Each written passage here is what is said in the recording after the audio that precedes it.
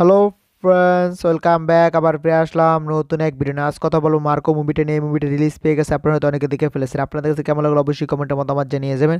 আমার কাছে কেমন লাগলো আমার ওপিনিয়ন আমি শেয়ার করতে চলে এলাম। তো জানতে হলে ভিডিও শেষ পর্যন্ত দেখতে হবে। তো চলুন ভিডিওটি শুরু করা যাক। মার্কো মুভিটাকে একটা দুর্দান্ত অ্যাকশন মুভি বলার থেকে আমার কাছে মনে হয় দুর্দান্ত একটা ব্রুটাল অ্যাকশন মুভি বলাটা ভালো হবে, কারণ এখানে কিন্তু অ্যাকশনের থেকে ব্রুটাল সিনগুলো বেশি দেখানো হয়েছে, অ্যাকশন কিন্তু কমই দেখানো হয়েছে।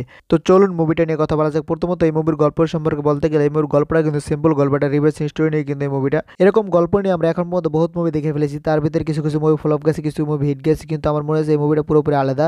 আলাদা বলার কারণ হলো সাউথের মুভিগুলো কিন্তু সিম্পল গল্পগুলোকে তারা সুন্দরভাবে ফুটিয়ে তুলতে পারে, কারণ প্রেজেন্টেশনের জন্য সেই মুভিগুলো কিন্তু সুন্দরভাবে ফুটে ওঠে এবং দর্শকের পছন্দ হয়। এই মুভিটা কিন্তু তার কোনো ব্যতিক্রম না। এই মুভিটা কিন্তু সুন্দরভাবে ফুটিয়ে তুলছে এবং তার জন্যই কিন্তু দর্শকের পছন্দ হয়েছে।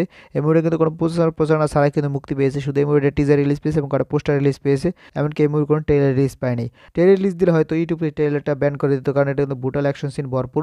তার জন্য হয়তো ট্রেলারটা রিলিজ করেনি, কারণ এতটা ব্রুটাল সিন। আপনার যদি হাড়ে কোনো সমস্যা থাকে, দুর্বল থাকে হাড়, তাহলে কিন্তু আপনি এই মুভিটা দেখার পর বমি করে দেবেন। দেখার অবস্থায় কিন্তু আপনি বমি করে দেবেন, এমনকি বাচ্চারা এই মুভিটা দেখতে পারবে না।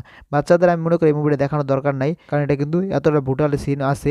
আপনি এই দেখবেন মানুষ হাত কেটে ফেলছে, এই দেখবেন কান কেটে ফেলেছে, এই দেখবেন মুখে তছনছ করে ফেলছে, তা দেখার পরে কিন্তু আপনার কাছে খারাপ লাগবে। তার জন্য আমি বলি বাচ্চাদেরকে এই মুভিটা দেখাবেন না।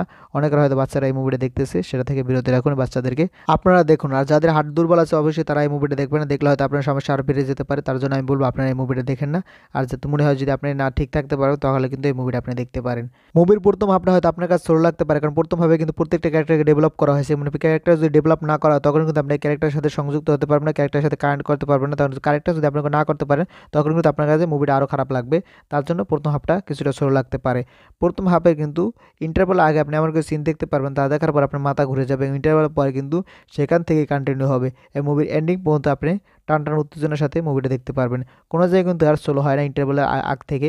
ইন্টারভেলের আগে কিন্তু আপনি হয়তো কিছুটা স্লো দেখতে পারবেন, ইন্টারভেলের পর থেকে কিন্তু আপনি পুরো মুভিটা ফাস্ট যাচ্ছে, মুভিটা কোনো স্লো নাই। মুভির গল্পটা শুরু একটা অন্ধ ছেলের খুন দিয়ে। সে অন্ধ ছেলেটা আর কেউ নয়, সে অন্ধ ছেলেটা হচ্ছে মার্কোর ভাই। এটা অন্ধ ছেলেকে কেন খুন করা হয়েছে তা জানতে হলে আপনাদের মুভিটা দেখতে হবে।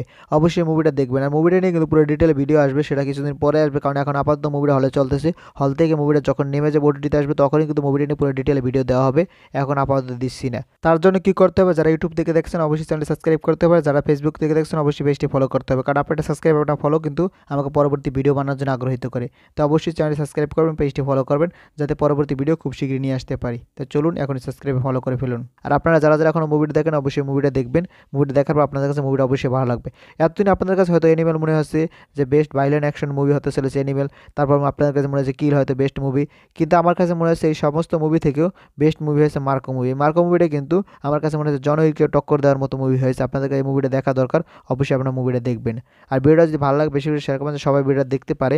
ভিডিও শেষ পর্যন্ত থাকার জন্য অসংখ্য ধন্যবাদ। টেল দেন টেক কেয়ার, দেখা হবে নেক্সট ভিডিও। ততক্ষণ ভালো থাকুন, সুস্থ থাকুন, বাই বাই।